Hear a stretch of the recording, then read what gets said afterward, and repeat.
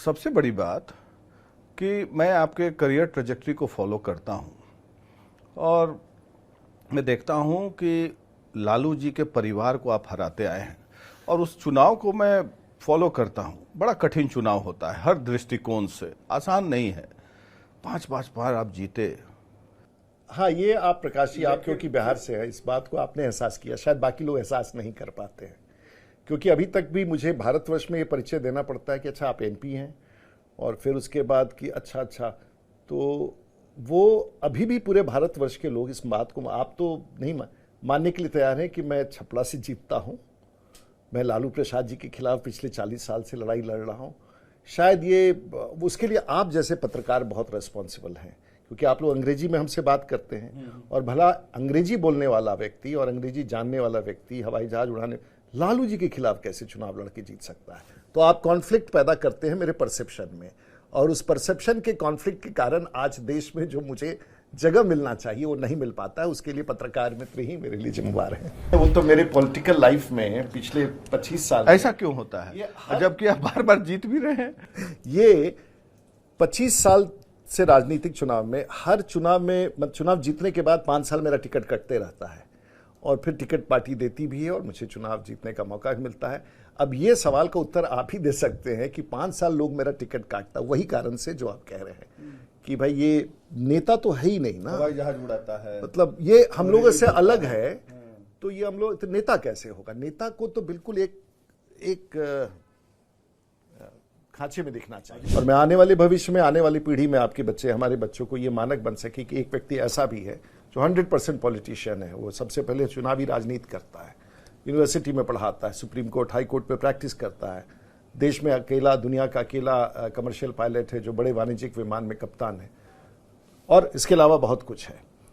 तो ये हम लोग बेंचमार्क करने का कोशिश कर रहे हैं, ऐसा नहीं कि हम लोग बहुत मेरिट है गुण। सबसे बड़ी बात कि आपकी राजनीति रुक गई और आप उस समय जाति की राजनीति उस समय तक नहीं करते थे। अब देख रहे हैं कि अचानक से आप राणा सांगा यात्रा लेकर निकले हैं। इसके पीछे क्या वजह है? क्या आपको लगता है कि जाति की राजनीति करना जरूरी है, तभी आपको आइडेंटिफिकेशन मिलेगा? से अगर जीतता हूं तो कोई एक जात के नाम पर नहीं जीतता हूं, और सभी जातियों का समर्थन रहता है। लेकिन छपरा से मुझे अगर भारतीय जनता पार्टी टिकट देती है तो इसलिए देती है कि मैं राजपूत समाज से हूं, और उसका एक आकर्षण है।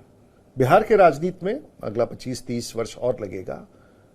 राज्य के मुख्यमंत्री की बात करें या राज्य के नेतृत्व की बात करें, हर की पहली पहचान उसकी जात से है, तब उसके मेरिट और उसके नेतृत्व पर है। तो पहले आप नहीं करते थे, क्या मजबूरी आई कि अब कर रहे हैं? अब तो मुझे लगा कि, और लेकिन मुझे जो भी उपलब्धि है वो सबको साथ लेके चलने की उपलब्धि है। लेकिन जब मैं फील्ड में निकला तो हमें बताया गया कि आपकी आबादी 3.5% है, मैंने बिहार में आप बहुत रेलेवेंट नहीं है, और कहा गया कि साहब आप हैं कौन? आपको लगता है कि आपके समाज की उपेक्षा हुई है राजनीतिक दलों के द्वारा? उनका ऐसा मानना है, और क्योंकि बार बार ये कहा जाता है कि मतलब आपकी संख्या कितनी है, तो हम लोग 3.5% है, चिराग जी 4.5% है, तो उनकी पॉलिटिकल पार्टी है। तो देखिए, हर पॉलिटिकल पार्टी रोज रोज सभी फॉरवर्ड समाज को यही संवाद दे रहा है कि आप फॉरवर्ड हैं और आप भाजपा हैं या कांग्रेस हैं, आरजेडी हैं। बाकी समाज को कहा जा रहा है कि आप फलाने जाति के हैं और आप फलाने पार्टी हैं, लेकिन हम सब लोगों को एक बड़े ब्रैकेट में डाल दिया जाता है। ये फॉरवर्ड का मतलब क्या होता है? मैं भी गांव से ताल्लुक रखता हूं रूडी जी, आपकी तरफ। मतलब मुझे तो लगता है कि जो तथाकथित रूप से फॉरवर्ड है, अब उसमें शिक्षा का अभाव हो गया और गरीबी के कगार पे है। नहीं, वो पिछले 30, 35, 40 साल में एक पेंट किया गया बिहार के फॉरवर्डों का चेहरा, चाहे वो राजपूत हो, भूमिहार हो, ब्राह्मण हो, कि ये सामंती है। जबकि मैं देखता हूं कि मेरे देहात में अगर गरीबों के पीठ पर खड़ा होकर लड़ने वाला अगर कोई समाज है तो सबसे पहले राजपूत समाज भी है, भूमिहार समाज भी है, ब्राह्मण समाज भी है। लेकिन इसको एक पॉलिटिकल एजेंडा में डाल करके ये सामंती हैं। 100 रुपया भी कोई किसी को देता है तो उसका गारंटी मांगता है, और यहां 5 साल वोट देते हैं तो कोई गारंटी, वो कह रहे गारंटर हमें चाहिए, और अगर कोई गारंटर मिलेगा तो राजपूत समाज एक दिशा में चल करके, नहीं मिलेगा तो नाराज हो जाएगा। लेकिन आप तो ये कह दिए गारंटर, लेकिन आपको नोटिस कौन ले रहा है? 3.5% आप बोल रहे हैं, 3.5% बोल रहे हैं आप, जैसे सम्राट जी का नाम लिया आपने, वो 4.5% के लगभग हैं। फिर भी जब मुख्यमंत्री बनाने की बात आएगी तो आपको बोला जाएगा कि आप फॉरवर्ड हैं, सम्राट जी ज्यादा काबिल है इसलिए वो बन सकते हैं। नहीं, देखिए, आप तो मुख्यमंत्री क्षमा कीजिएगा, मैं उस रास्ते पर नहीं हूं। नमस्कार, मैं हूं प्रकाश सिंह और आज मेरे साथ एक ऐसे राजनीतिक शख्सियत हैं जो राजनीति के शिखर पर पहुंच चुके हैं, कई बार सांसद विधायक रहे। और इनके बारे में मैं बता दूं कि इनकी यात्रा संघर्ष की यात्रा रही है। जब 5 साल के उम्र के थे तब इनके पिताजी का देहांत हो गया और उसके बाद इनकी परवरिश इनकी माताजी ने किया। पढ़े लिखे पटना में, उसके बाद पंजाब यूनिवर्सिटी गए, वहाँ के गवर्नमेंट कॉलेज में प्रेसिडेंट बने 1980 में। 83 में पंजाब यूनिवर्सिटी के जनरल सेक्रेटरी बने, जो कि सबसे बड़ा पद होता है किसी भी यूनिवर्सिटी का। और इनके 3 भाई हैं। एक भाई इंडियन एयरफोर्स में एयर कोमोडोर बने, एक भाई राजस्थान काडर के आईपीएस ऑफिसर बने और इन्होंने चुना राजनीति को, करियर पॉलिटिशियन। और उसके बाद पहली बार विधायक बने 1990 में और उसके बाद 7 बार सांसद रहे, 5 बार लोकसभा, 2 बार राज्यसभा। ये कमर्शियल पायलट हैं, इंडिगो की फ्लाइट अक्सर उड़ाते देखेंगे आप, और सुखोई और राफेल भी उड़ा चुके हैं। इकोनॉमिक्स के प्रोफेसर हैं, अधिवक्ता हैं, विदेश में कई डिग्री कई कॉलेजेस यूनिवर्सिटीज़ में लेक्चर देते हैं, कोलंबिया यूनिवर्सिटी से लेके येल यूनिवर्सिटी तक, और लाल बहादुर शास्त्री एकेडमी में लेक्चर देते हैं, इंडियन पुलिस सर्विस के एकेडमी में लेक्चर देते हैं। नाम है इनका राजीव प्रताप रूडी। नमस्कार रूडी जी। नमस्कार। बहुत स्वागत है आपका रिपब्लिक भारत में जी। और चुनाव का मौसम है रूडी जी, तो इसीलिए हमने सोचा कि आपसे थोड़ा रूबरू हो लूं। मैंने इतनी व्याख्या की आपकी, और मुझे लगता है जितनी काबिलियत आप में है, आप राजनीति के रेस में थोड़ा पीछे छूट गए। भले ही आप सांसद विधायक बने, लेकिन क्या आपको लगता है कि काबिलियत जो है आड़े आती है, काबिल लोगों को राजनीति में आगे बढ़ने का स्कोप नहीं है? आप एक बार मंत्री बने वाजपेयी जी के समय, वाजपेयी जी ने आपको ग्रूम किया था कि भविष्य का नेता होगा, लेकिन स्पीड ब्रेकर लग गई। इसे किस रूप में देखते हैं? देखिए, ये मेरिट की जब भी बात आप कहते हैं, मैं इसे मेरिट नहीं मानता हूं। मैं इसे ईश्वर की कृपा, अपने परिवार का आशीर्वाद, अपनी माँ का आशीर्वाद और मित्रों का गुड विशेस, गुडविल। और मेरिट तो अगर मैं कहूं तो आप भी बिहार में अच्छा राजनीति कर सकते हैं, और क्योंकि आपने वो प्रोफेशन चुना नहीं। कल अगर आप चुनेंगे तो आप भी एक अच्छे अकॉम्प्लिश्ड पॉलिटिशियन कहलाएंगे, क्योंकि आपका बैकग्राउंड ऐसा है। आप तो कई बार बैकग्राउंड के कारण वो आदमी को लगता है कि इसको और भी, लेकिन पॉलिटिक्स में कोई यूपीएससी की तरह परीक्षा नहीं होता है। यहाँ हर चरण में परीक्षा ही परीक्षा है, और इसमें आप हो सकता है कि उत्तीर्ण हो गए और अगले बार पूरी तरह से फेल हो गए, और फिर अगले बार फिर उत्तीर्ण हो गए। तो इसका डिफाइंड पॉलिटिकल प्रोसेस नहीं है। आप पॉलिटिशियन को एसेस करते हैं उसकी सीनियरिटी से।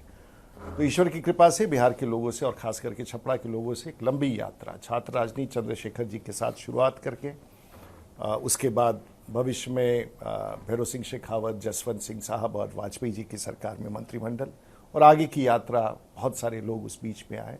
बिहार के राजनीति में कैलाशपति मिश्रा और राधा मोहन सिंह, और उसके बाद आगे बाकी कई लोगों से रहा। तो मैं समझता हूं कि ये बहुत पॉलिटिक्स एक हाथ की लकीर है, और अपने आप को मेरिट कहना, मुझे लगता है कि 4 प्रोफेशन के बीच में आज, और जितना कुछ मुझे मिला है, शायद मेरे जैसे व्यक्ति के बैकग्राउंड में इतना कुछ मिला किसी को, और खास करके बीजेपी के प्लेटफॉर्म पर तो मुझे बहुत कुछ मिला। ये आप लोगों का परसेप्शन है कि कहीं रोक लगा दिया गया है, मेरा ऐसा परसेप्शन नहीं है। और भारतीय जनता पार्टी का मैं राष्ट्रीय प्रवक्ता रहा, भारतीय जनता पार्टी का मैं राष्ट्रीय महामंत्री, जो सबसे महत्वपूर्ण पद होता है, महाराष्ट्र का इंचार्ज, तमिलनाडु का इंचार्ज, केरल का इंचार्ज, नॉर्थ ईस्ट का इंचार्ज, तो गोवा का इंचार्ज। तो आज भी मैं समझता हूं कि भारतीय जनता पार्टी में देखिए सबको अपॉर्चुनिटी मिलता है, तो स्वाभाविक तौर से इसको ये कहना कि आपको रोक रखा गया है, ऐसा नहीं है। और बिहार में तो आजकल तो मुझे लगता है कि सभी राजनीतिक पार्टियों का एक बड़ा स्नेह मुझे मिलता है, जैसे पीछे एक चुनाव में मिला मुझे।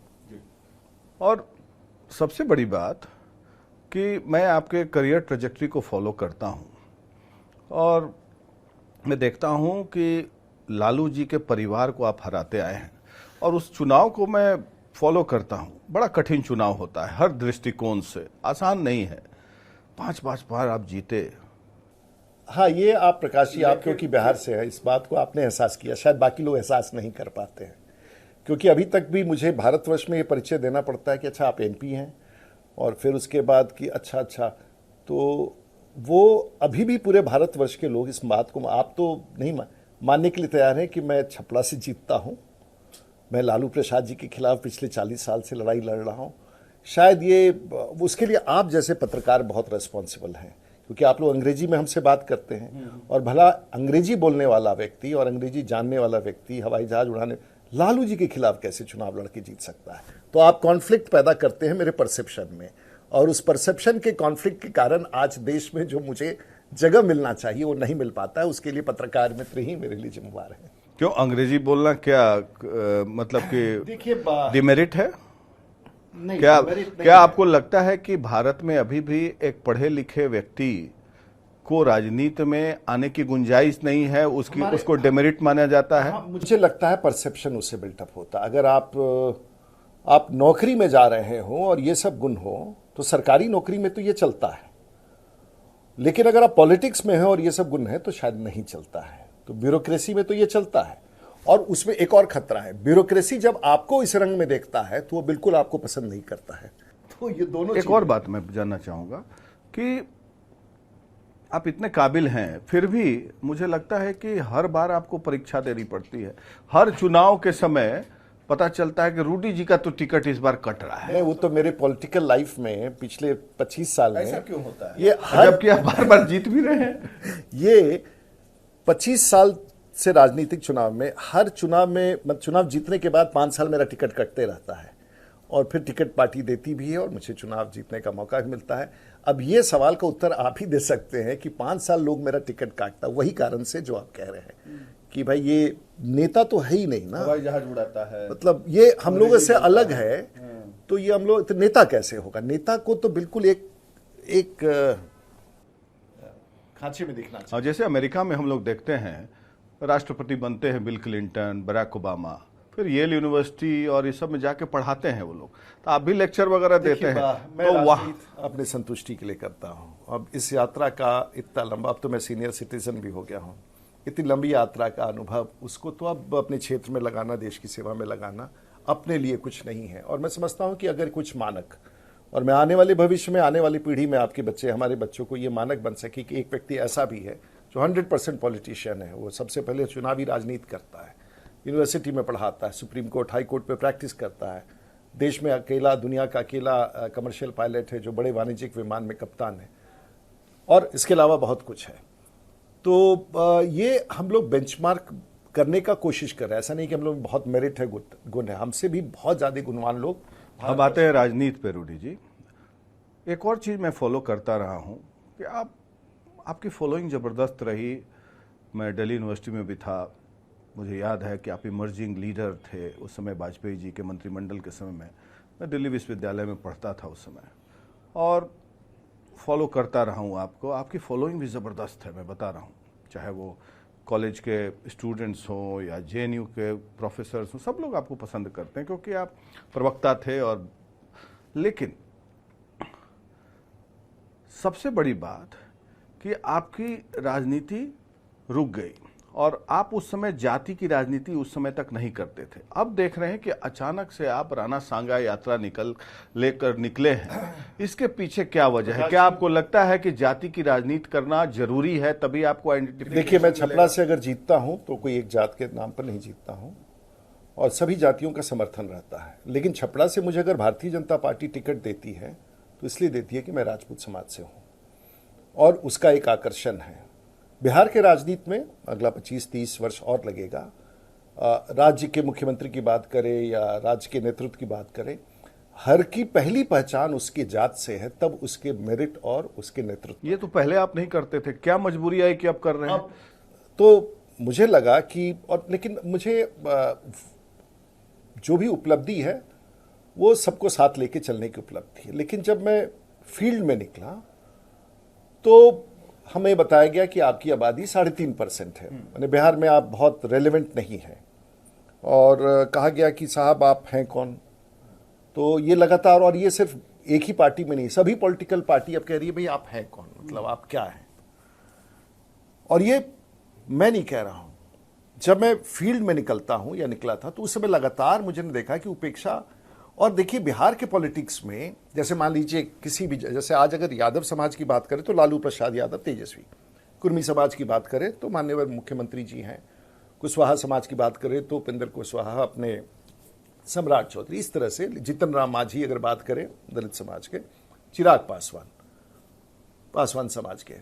तो कहीं ना कहीं पहले इनकी पहचान इनके मेरिट और नेतृत्व का नहीं है, पहले इनकी पहचान जाति से है और उसके बाद उनके मेरिट से है, उनकी काबिलियत से है। तो अगर मैंने ये तय किया कि अगर मैं उस समाज से आता हूं, मुझे गर्व है कि मैं क्षत्रिय समाज से आता हूं, तो मुझे लगा कि, और उनकी उपेक्षा, आपको लगता है कि आपको लगता है कि आपके समाज की उपेक्षा हुई है राजनीतिक दलों के द्वारा? उनका ऐसा मानना है। और क्योंकि बार बार ये कहा जाता है कि मतलब आपकी संख्या कितनी है, तो हम लोग 3.5% है, चिराग जी 4.5% है, तो उनकी पॉलिटिकल पार्टी है। तो देखिए हर पॉलिटिकल पार्टी रोज रोज सभी फॉरवर्ड समाज को यही संवाद दे रहा है कि आप फॉरवर्ड हैं और आप भाजपा हैं या कांग्रेस हैं, आरजेडी हैं।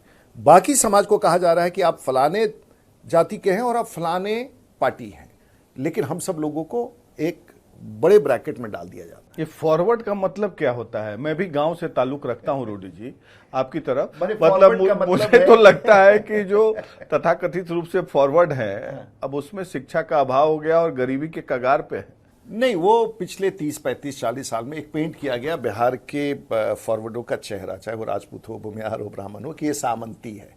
जबकि मैं देखता हूं कि मेरे देहात में अगर गरीबों के पीठ पर खड़ा होकर लड़ने वाला अगर कोई समाज है तो सबसे पहले राजपूत समाज भी है, भूमिहार समाज भी है, ब्राह्मण समाज भी है। लेकिन इसको एक पॉलिटिकल एजेंडा में डाल करके ये सामंती हैं, ये सब आप सवर्णों की राजनीति करके, खासकर राजपूतों के बीच जाके, मैं सवर्ण की राजनीति की बात नहीं कर रहा हूं, मैं अपने समाज की बात कर रहा हूं। तो ये क्या पार्टी के निर्देश पे कर रहे हैं या अपने बलबूते कर रहे हैं, और क्यों कर रहे हैं? क्या जरूरत क्यों है आपको ये सब करने की? आपको तो प्रोग्रेसिव व्यक्ति समझा जाता था, जात की राजनीति से आप अलग थे पहले, अचानक इस मजबूरी क्या हो गई? क्या आपको दिखाना है? भी प्रोग्रेसिव हूं, लेकिन मैं बिहार में घूमता रहता हूं, और घूमने के दौर में अगर आपके समाज के लोग, जो आप जा रहे हैं कि भाई ठीक है, आज ठाकुर समाज के गांव में गए हैं, उन लोगों ने स्वागत किया, और वहां कोई बैठा हुआ नौजवान पूछते कि साहब हम 5 वर्षों तक किसी पॉलिटिकल पार्टी को वोट दे देते हैं, हमारा गारंटर कौन है? और वो खुद कहता है कि फलाने समाज का गारंटर चिराग पासवान जी हैं, फलाने समाज के गारंटर नीतीश जी हैं, फलाने समाज के गारंटर मांझी जी हैं, फलाने समाज के गारंटर। वो कोई डिसरिस्पेक्ट में नहीं कहता, बोलता है हमारे समाज का गारंटर कहाँ है, और जिसका गारंटर नहीं उसका भविष्य नहीं। आज 100 रुपया भी कोई किसी को देता है तो उसका गारंटी मांगता है, और यहां 5 साल वोट देते हैं तो कोई गारंटी, वो कह रहे गारंटर हमें चाहिए। और अगर कोई गारंटर मिलेगा तो राजपूत समाज एक दिशा में चल करके, नहीं मिलेगा तो नाराज हो जाएगा। लेकिन आप तो ये कह दिए गारंटर, लेकिन आपको नोटिस कौन ले रहा है? 3.5% आप बोल रहे हैं, 3.5% बोल रहे हैं आप, जैसे सम्राट जी का नाम लिया आपने, वो 4.5% के लगभग हैं। फिर भी जब मुख्यमंत्री बनाने की बात आएगी तो आपको बोला जाएगा कि आप फॉरवर्ड हैं, सम्राट जी ज्यादा काबिल है इसलिए वो बन सकते हैं। नहीं, देखिए आप तो मुख्यमंत्री क्षमा कीजिएगा, मैं उस रास्ते पर नहीं हूं। मैं सिर्फ एक ही अभियान में हूं कि बिहार के उस वर्ग को जिससे मैं आता हूं, क्षत्रिय समाज को, एक मंच पर, एक प्लेटफॉर्म पर लेके खड़ा करूं, ताकि उनकी पूंजी एक जगह दिखे, आने वाले भविष्य में उनकी पीढ़ी को इसका लाभ मिल सके। यही मेरा आप क्या बार्गेनिंग कैपेसिटी बढ़ाना चाहते हैं? नहीं, बिल्कुल कुछ ऐसा नहीं करना चाहता हूं। मैं समाज को कुछ दे के जाना चाहता हूं। क्या देना चाहते हैं? एकजुटता, एक पहचान, एक सिंबल और एक सोच। और वो सोच होना चाहिए कि हम ताकतवर अगर बनते हैं तो हमारा 80% ताकत गरीबों की सेवा में जाएगा। जो राज्य की सेवा होगा, देश की सेवा होगा। सिंपल है, कोई एजेंडा इससे बड़ा है ही तो नहीं। आपकी सांगा यात्रा आजकल देखते हैं कि कहीं भी मिलते हैं जय सांगा नहीं, देखिए, सबकी अपनी पहचान होनी चाहिए।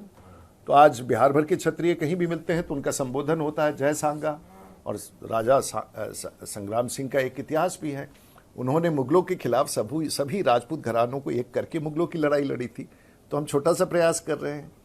बिहार के सभी छोटे छोटे, और मैं शहरों में नहीं जा रहा हूँ, मैं राजपूत समाज के छोटे छोटे गांव में जा रहा हूँ जहां उनकी आवाज नहीं सुनी जा रही है। और परिणाम है कि पूरे बिहार में एक भूचाल सा आ गया और सब लोग कह रहे हैं कि ठीक है साहब। और कोई मैं आंदोलन की बात नहीं कर रहा हूं, क्षमा कीजिए प्रकाश जी, मैं कोई तलवार लेके सड़क पर घूमने की बात कर, कोई दंगा की बात नहीं, कोई घेराव की नहीं बात करना, कोई विरोध प्रदर्शन की बात नहीं कर रहा हूं। मैं तो सिर्फ उनके मस्तिष्क से उनको एक यूनिटी दे रहा हूं, एक सोच दे रहा हूं, एक पर्सपेक्टिव दे रहा हूं, फ्यूचर बता रहा हूं, उनके आने वाली पीढ़ियों के लिए रास्ता बता रहा हूं। और मेरे पास इससे ज्यादा देने के लिए है क्या? और मैं जब अगर अपना घर को ही नहीं सुसज्जित कर पाऊंगा तो पूरे बिहार को या पूरे देश को क्या दे पाऊंगा? तो ये बताइए, अभी चुनाव सिर पे है जी, आप सांगा यात्रा कर रहे हैं जी, और बोल रहे हैं कि समाज के लिए कुछ करना है, तो क्या आपके कहने पे आपकी पार्टी आपके समुदाय के लोगों को टिकट देगी? देखिए, हमारे यहाँ एक कठिनाई है और मैं इसको खुल के, सुशील मोदी जी हमारे बहुत ही खास मित्र थे और बीजेपी के बहुत सुलझे हुए नेता थे। तो पिछले 25-30 साल में मैंने देखा है कि बीजेपी में फॉरवर्डों का टिकट, और खास करके राजपूतों का टिकट, कोई राजपूत नेता नहीं देता था। बहुत आपको शॉकिंग लगेगा, सुशील मोदी जी दिया करते थे। इसलिए बिहार में फॉरवर्डों के नेता बीजेपी में सुशील मोदी जी थे, हमारे पास कोई नहीं आता था।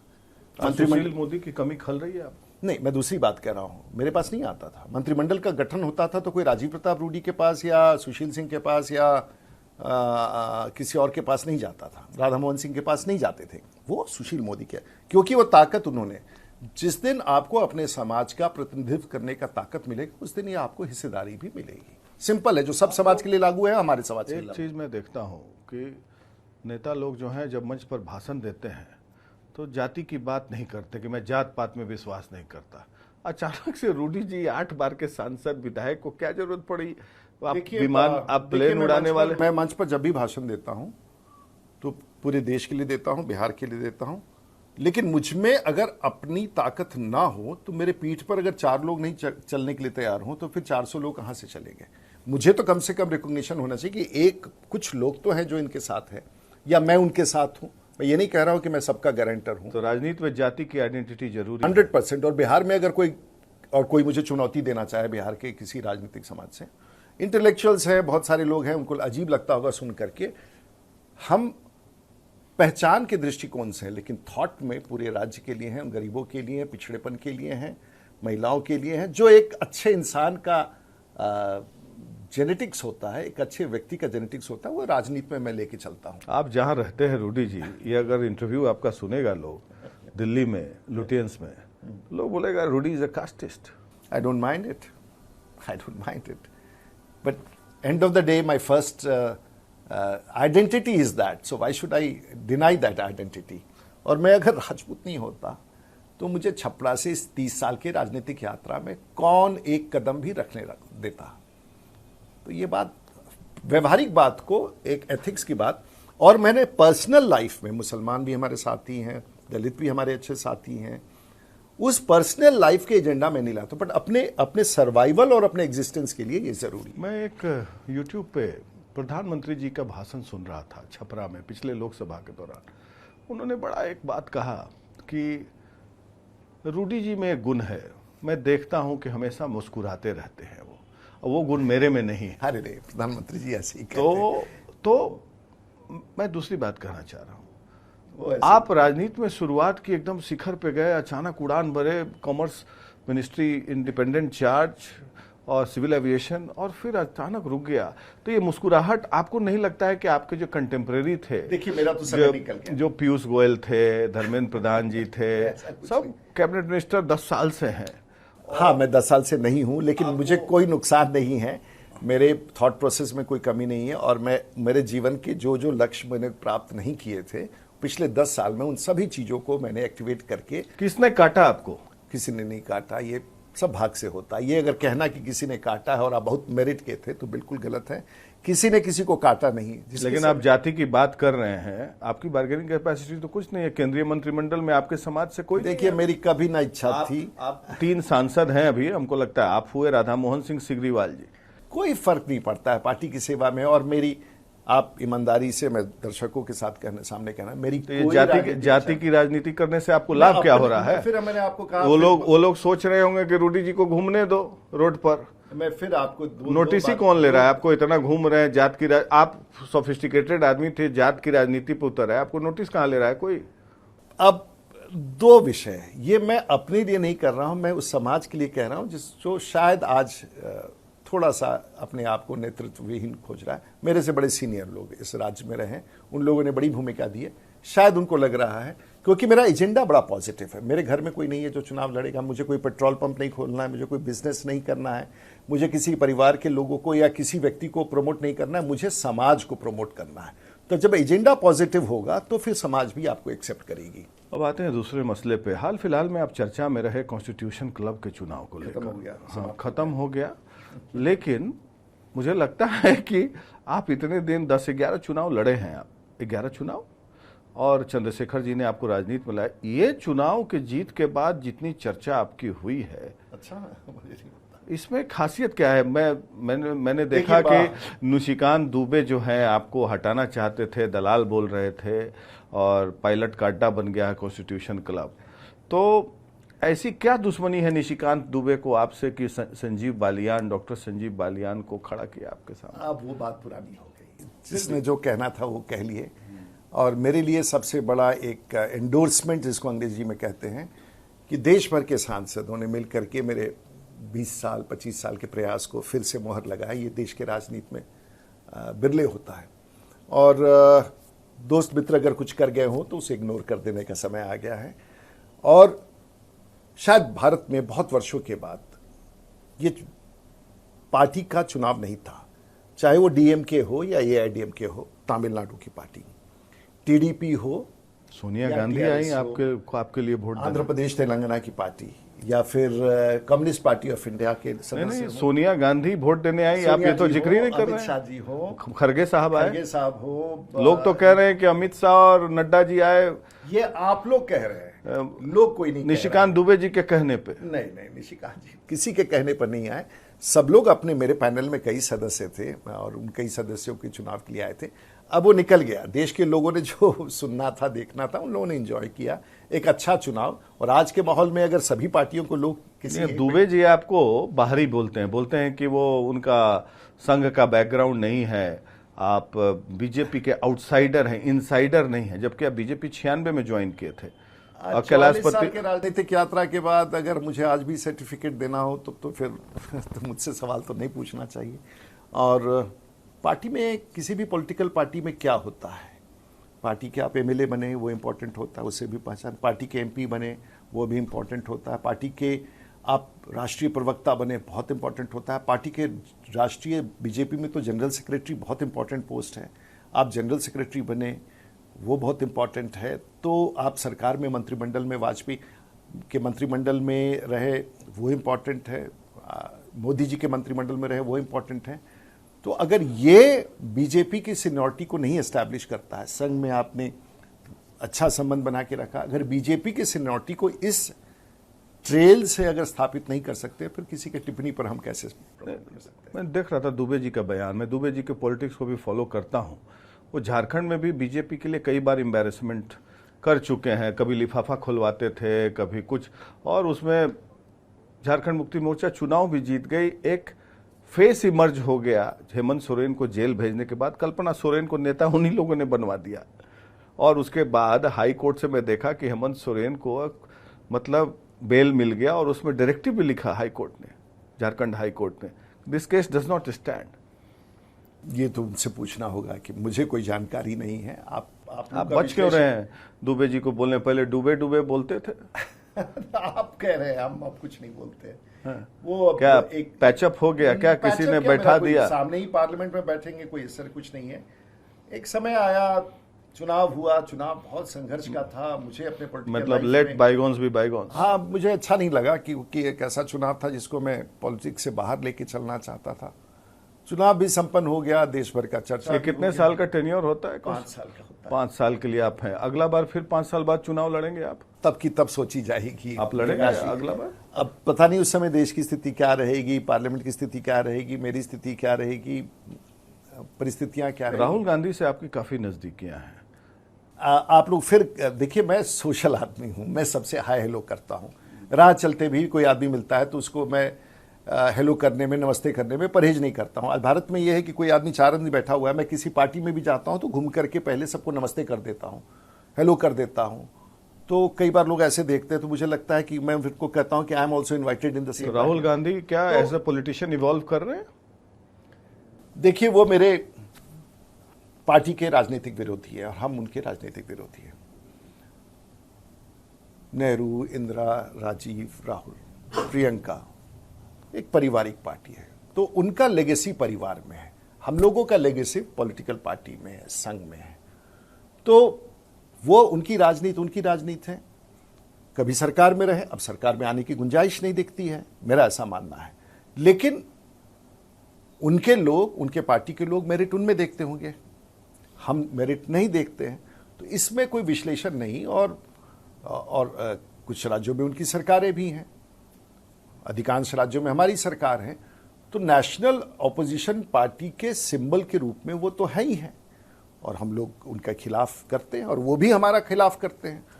और लोग जनता तय करती है कि सही क्या है। तो ये चुनाव सिर पे है, बिहार विधानसभा चुनाव। 20 साल के नीतीश कुमार की सरकार है, एंटी इनकम्बेंसी हैवी है, नीतीश जी का स्वास्थ्य भी ठीक नहीं है। देखिए, 2 चीजें मैं स्पष्ट कर दूं। नीतीश जी का स्वास्थ्य एकदम ठीक है, नंबर 1। और दूसरा ये है कि नीतीश जी बिहार के मुख्यमंत्री थे, बिहार के मुख्यमंत्री हैं और बिहार के मुख्यमंत्री रहेंगे, इसमें कोई कंफ्यूजन नहीं। पॉलिटिक्स परसेप्शन है और आज भी बिहार में सीएम नीतीश कुमार का परसेप्शन बहुत पॉजिटिव है और उनके चेहरे को देख के 100% बिहार में फिर से एक बार एनडीए की सरकार बनेगी। उनके प्रति एक आस्था है, एक विश्वास है, एक सोच है, एक पॉजिटिविटी है और एक अच्छी टीम है उनके साथ। और उनके आप साथ जो सांगा यात्रा निकाल रहे हैं, आपका क्या कंट्रीब्यूशन होगा इसमें? क्या आप अपने समाज का वोट दिला पाएंगे एनडीए? नहीं, मैं उतना बड़ा नेता तो नहीं बना हूं, लेकिन मैं निश्चित रूप से, जो उनका सवाल है कि हमारा गारंटर कौन, अगर मैं अपनी पार्टी में उनके हितों का रक्षा कर पाया तो मैं समझूंगा कि मुझे एक कदम चलने का उन लोगों ने मौका दिया है। और मैं निश्चित रूप से अपने पार्टी में भी, जहां लेजिटिमेट है, जहां वैलिड, जहां सचमुच कामयाब, धरती से जुड़ा हुआ लोग ऐसे प्रत्याशी होंगे, उनके लिए मैं खड़ा हूंगा। जहां समीकरण में जनता दल यूनाइटेड में जो हमारे सहयोगी हैं, अगर मैं मेरिट के किसी कैंडिडेट को अपने समाज को देखूंगा, मैं उसके लिए खड़ा हूंगा। और आने वाले दिनों में पूरे बिहार में इस समाज के लिए कम से कम हर समय जरूर खड़ा आपको दिखूंगा, ऐसा हमारा मानना है। अगर आपके समाज का व्यक्ति कोई विरोधी पार्टी से खड़ा है तो उसके लिए क्या करेंगे रूडी जी? समाज की जब बात करते हैं, कठिन सवाल है, क्योंकि मैं किसी पॉलिटिकल पार्टी से जुड़ा हुआ हूं और दूसरे पॉलिटिकल पार्टी के भविष्य का मैं नहीं तय कर सकता हूं। लेकिन मेरे पॉलिटिकल पार्टी में अगर कोई हो और मेरी पार्टी और जनता दल यूनाइटेड थोड़े हमसे या हम उनसे जो सुझाव दे उसको अगर स्वीकारे तो परिणाम अच्छे लाने में, और इनको भी लगेगा कि गारंटर हो गया है। लेकिन गारंटर का भी तो रिजर्व बैंक कोई होना चाहिए जो मोहर लगाए। तो जब तक रिजर्व बैंक आपके गारंटर पर पहचान नहीं लगाएगा तब तक आप अपनी गारंटी लेके घूमते रहिए। तो निश्चित रूप से हम वही बात है, आपको नोटिस कौन ले रहा है? अब नहीं देगा तो उसका तो मैं ले रहा, ऐसा नहीं है। सब लोग, नोटिस एक शब्द ऐसा है जिसको कहते हैं। मेरे पार्टी में मेरे सीनियर लोग हैं और हमारे यहाँ तो विनोद तावड़े जी भी इंचार्ज हैं, धर्मेंद्र प्रधान जी भी मित्र हैं, CR पाटिल जी मंत्री हैं भारत सरकार में। कोई भी व्यक्ति मेरे पार्टी में, मैं एक बात बताऊं, जो मेरा अनुभव है, आप जिस समाज को रिप्रेजेंट करने की कोशिश कर रहे हैं, आपकी स्थिति वैसे ही है जैसे मुसलमान भाइयों की स्थिति आरजेडी में है। उनको फिक्स वोट मान के चला गया है, तो आपको भी बीजेपी का फिक्स वोट मान के चला गया है कि जाएगा कहां ये? पता नहीं। अब आप अच्छा है, हाथ पैर, मुझे लगता है आप हाथ पैर मारते रहिए, आपको कुछ होना नहीं है। अब आप मुझे उकसाने का कोशिश कर रहे हैं। देखिए, इस बार बिहार घूमने के बाद मैं 2 एग्जाम्पल दिया, दर्द, मैं गलत बोल रहा हूं तो आप बताइए। दर्द मोटे तौर से एक दर्द मुझे राजपूत समाज में दिखा और मुझे मोटे तौर से एक दर्द पूरे फॉरवर्ड समाज में दिखा है। तो शायद मैं उन लोगों के इस बारे में चर्चा कर सकूं, यही है। बाकी सभी राजनीतिक पार्टियों के नेता समझदार हैं, अनुभवी हैं और सबको चुनाव जीतना है, तो सब लोग चाहेंगे कि सब लोग उनके साथ चले, कहीं कोई चूक ना हो, ये भी हमारा कोशिश रहता है। तो हम सिर्फ पार्टी को सलाह ही दे सकते हैं, निर्णय में मेरी भूमिका नहीं है। निर्णय में भूमिका नहीं होगी। जब इतना आप बोल रहे हैं कि हमको समाज के लिए करना है, तो जिस समाज से आप आते हैं वो तो बगावती तेवर वाला समाज है। वीर कुंवर सिंह 80 साल की उम्र में घोड़ा लेके उड़ चले। लेकिन योगी आदित्यनाथ जी का मैं सुनता हूं इंटरव्यू, बोलते हैं कि मुझे गर्व है कि मैं राजपूत हूं। भगवान भी जन्मे स्कूल में बार बार। ये तो बार बार कहते हैं। और हमारे समाज का तो जन्म ही हुआ था त्याग के लिए, बलिदान के लिए, कुर्बानी के लिए, गरीबों के पीठ पर खड़े होने के लिए, लोगों की सेवा के लिए। हम तो त्याग के लिए आ ही बने थे। और साधु संतों ने भी हमें ही पहले स्वीकार किया। राम भी हमारे वंश से इसलिए थे कि साधुओं ने कहा कि यही लड़ेगा, तो यही हमारी लड़ाई लड़ेगा। तो लालू जी ऐसे में, जो मुझे याद है 15 साल पहले मैं और लालू जी अकेला बैठा हुआ था, तो उन्होंने एक कहानी सुनाई कि रघुवंशी जदुवंशी एक हो जाए तो बड़ा लाभ मिलेगा हमको, लेकिन कभी एक प्लेटफॉर्म पे आते नहीं क्योंकि दोनों वॉरियर क्लास के हैं। चलिए इसको बाद में देखते हैं, अभी तक तो नहीं। आखिरी सवाल ये है रूडी जी कि आपका मल्टी डायमेंशनल फेसेट है। प्लेन भी उड़ाते हैं, पढ़ाते भी हैं, बैडमिंटन खेलते हैं, वकालत देखते हैं, कभी कभी आप रोब पहन के पहुंच जाते हैं कई केस आर्ग्यू करने के लिए, इकोनॉमिक्स के प्रोफेसर हैं, इतना सब कुछ करते कह हैं, और सबसे मजा किस में आता है आपको? वकालत में। वकालत में। वैसे अभी आपसे आने से पहले हम दिल्ली से पटना फ्लाइट लेके आए हैं। ये भी एक अच्छा अनुभव है जब 37,000 फीट की ऊंचाई पर अकेले आसमान में विमान कक्ष में आप रहें, और मुझे पता होता है कि मैं दुनिया का अकेला हूं जो इस तरीके से विमान उड़ा रहा हूं। और भारत के इतिहास में सिर्फ 2 ही व्यक्ति रहे जो वाणिज्यिक विमान के कप्तान रहे। एक तो स्वर्गवास हो गया उनका, एक राजीव गांधी थे, और दूसरा मैं हूं, और वाणिज्यिक विमानों के कप्तान। इसलिए मुझे लगता है कि घंटे की उड़ान किया, लगभग 5,000 के आसपास। आप रिग्रेट करते हैं, आपने अभी कहा वकालत में मजा आता, आप रिग्रेट करते हैं कि करियर पॉलिटिशियन ना हो के करियर लॉयर बनते तो अच्छा रहता? सब यहाँ से तय होता है और परिस्थितियों ने मुझे वहां तक पहुंचाया है। मैं पता नहीं मुझे कहाँ से कहाँ आया। साधारण घर से हूँ, मेरी माँ का विशेष रहा, भाई बहनों का। बिल्कुल, माता जी ने आपको और वहां से लेकर के यहाँ की यात्रा, जब यहाँ तक जिसने हमारा ख्याल रखा है ऊपर वाले ने, तो आगे का भी ख्याल होगा। माँ ने आपको पाल पोस के बड़ा किया। और मुझे याद है एक वीडियो कोरोना के समय में देखा था आपके फेसबुक पेज पे, माँ आपकी दिल्ली से कोई वीडियो कॉल पे अमनौर में किसी व्यक्ति को बोले हम आराम देखत रहिया तू। हाँ ना, उनका भोजपुरी में। तो she had understood what is a VC और वीडियो कॉल क्या होता है। तो कोरोना के समय उनको वीसी लगाते थे, तो जितने अपने कर्मचारी थे, आम का पेड़, बगीचे का, खेत का, गेहूं का क्या हुआ, कितना बिका, फलान, वो वीडियो पर मॉनिटरिंग करती थी। ये मॉडर्न जनरेशन है। कभी कभी देखते हैं आप भोजपुरी में भी पार्लियामेंट में बोलते हैं। हाँ, खूब बोलीला। मतलब छपड़ा के धरती से अइला के बाद के भोजपुरी ना बोली, and that is our essence. यही सब कंफ्यूजन, फिर अंग्रेजी बोलवा देते हैं आप। हम बेसिकली देहात में रहते हैं, हम पटना में नहीं रहते हैं, हम देहात में पिछले 25 साल से रह रहे हैं। हम वहाँ के लोगों के लिए एकदम फेमिलियर हैं। देश में अगर एक जिला है जो विकास के नाम पर बिहार के बड़का नेता सब जे बा उका चाह ले कि रउआ खाली भोजपुरी बोली, अंग्रेजी ना बोली। दैट इज एगो परसेप्शन हो गई बा। भोजपुरी हमनी के एक बड़ा ताकत बाटे। अब भोजपुरी यदि हम ना बोलती तो छपरा के एमपी हम ना रहती। कई बार लोग के बुझाए लगे जैसे हर बार टॉस होखेला हम जीत जाइला, टॉस होखेला हम जीत जाइला, बार बार टिकट कटत रहे और टिकटो लोग काटेला, टॉस होखेला हम जीत जाइला, टॉस होखेला जीत जाइला। हम 7 बार 8 बार के हो गई नहीं। अब ये सवाल तो लोग पूछल बंद कर दो। आज से कि हम लालू जी, हमें बार बार कहिला कि भाई लोग तो बिहार में आजो के चुनाव जो 29 साल के बाद लड़ता लोग, वो लालू प्रसाद यादव के खिलाफ लड़ता, जो भी पॉलिटिकल पार्टी ऑपोजिशन में होगी, जेकरा से पूरा बिहार 35 साल से 30 साल से लड़त रहे। छपड़ा के धरती पर लालू जी के खिलाफ हम अकेले लड़त रहल बानी। तो एकरा से हमार ताकत के अनुमान लोग के लागत हुई। तो ये सब तो बढ़ले बा। बिल्कुल ताकत के अनुमान बा रूडी जी। और हम fantastic, you have touched so many topics. हमरा बुझाता कि रहू आगे आवे वाला दिन में जरूर अहमियत मिली। बहुत बहुत धन्यवाद। अहमियत बा। जे मिली वो बोनस मिली। हम फिर बोलता नहीं, इतना मेहनत करला के बावजूद कोई नोटिस ना ली, क्योंकि जय सांगा जब तक चली क्योंकि राउर हालत जो पॉलिटिक्स हम कवर करते हैं, जैसे मुसलमान भाइयों का यूपीए में है, वही हालत आपकी है।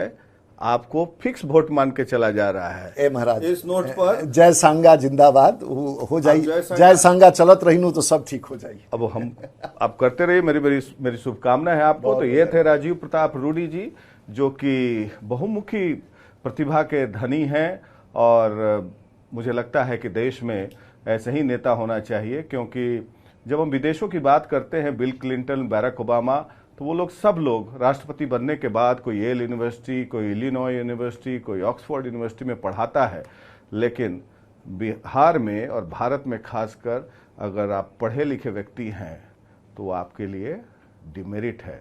और मजबूरी में राजीव प्रताप रूडी तो डिमेरिट नहीं ना है। राजीव प्रताप रूडी को अब जाति का सहारा लेना पड़ रहा है चुनाव में आगे बढ़ने के लिए, अपनी ताकत दिखाने के लिए, क्योंकि इनको लगता है कि अगर वो जातिवादी राजनीति शुरू से किए रहते तो आज शिखर पे रहते।